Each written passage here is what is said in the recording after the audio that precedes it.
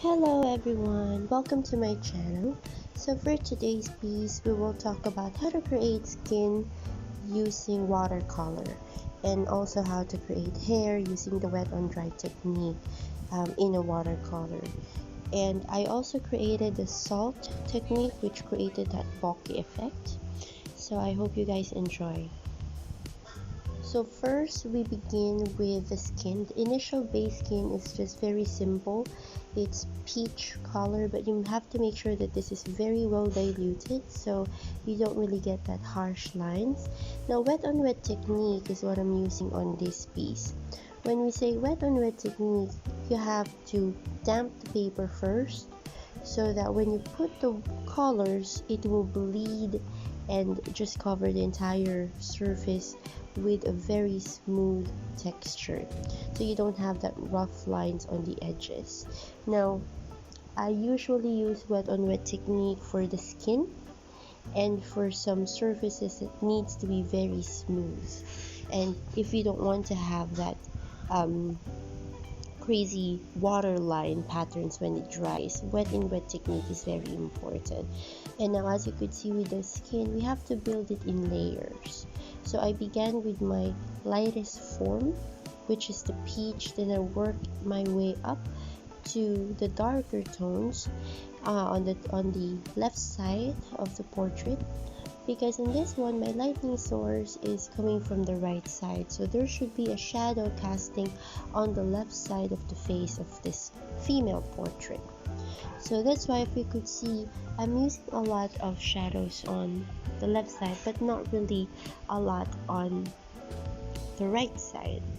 Now when we work with the hair, this is a little bit different. We call this a wet on dry technique. Wet on dry technique is when you do not wet your surface, and this is good if you don't want to bleed the use. If you want to have that crisp specific detail like a strands and the wisp of the hair, it's important that you use wet on dry technique.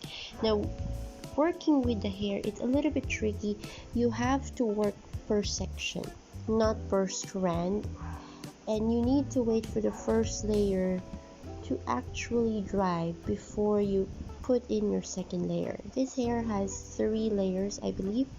So one is similar, almost golden.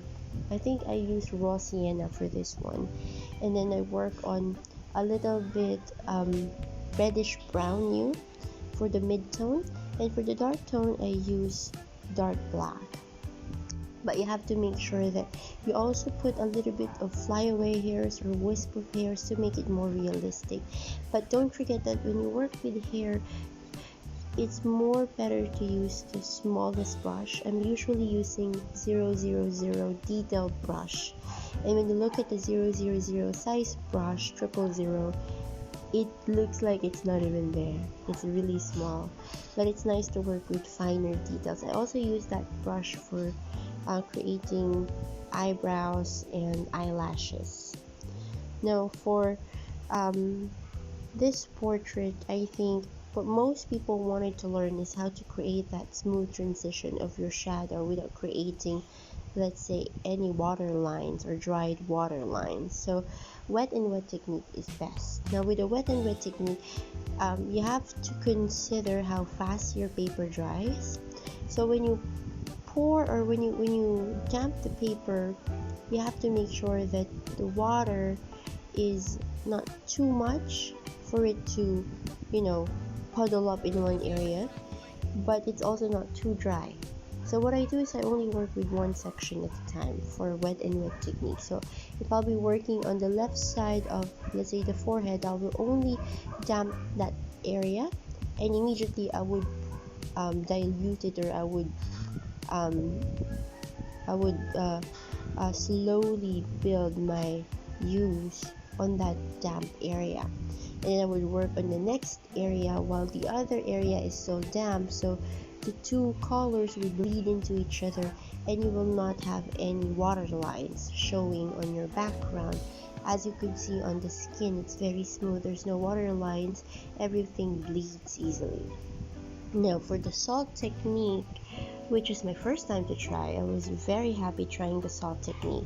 It creates a bokeh effect, and it leaves that white, blurry, snowy, let's say, background. And as you can see, this is what it looks like once it's dry. So the salt leaves that white, translucent, blurry background, which creates a really beautiful effect, that the person is on a wintry place or on something that's blurry background. If you wanted your painting to pop up, then it's nice to have a blurry background.